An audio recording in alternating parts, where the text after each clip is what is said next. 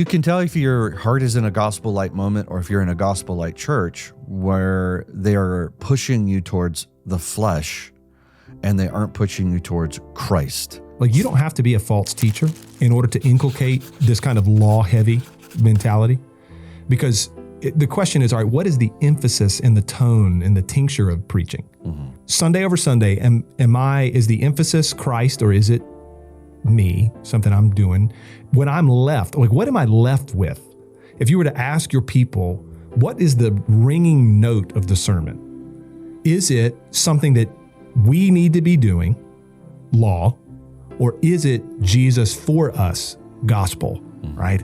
If you look up and say, wow, that guy's a powerful preacher, yeah, versus that man preaches the power of the gospel, sure, there's a difference, right? Sure.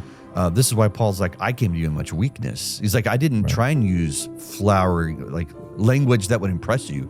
I wanted to make sure I didn't obscure the gospel.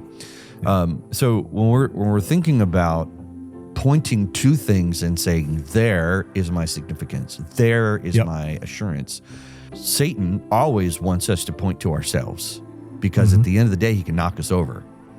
He can get to us. And he can get to us multiple ways. I mean, just to be reductionistic for a second, Satan does want us to look at ourselves, because he will cause us either to boast in the things that we think we can do, or the things that we've done, or he'll cause us to despair of the things that we haven't done and can't do. That's right. And so he gets at us multiple ways. When our eyes are off of Christ and on ourselves, it never goes well. No, I mean, just going back, he's shooting fiery darts at you, whatever that means.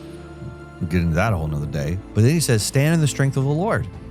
Yeah. Well, everything we're talking about, law heavy, is standing in your own strength. You would not go law heavy unless you think you could do it.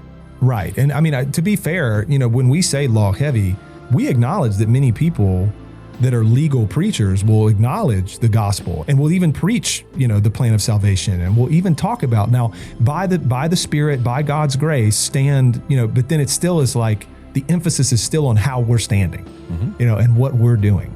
Yeah. So even when there's kind of the acknowledgement and the tip of the cap to grace and the Spirit of God, et cetera, the emphasis and the sounding note is still law.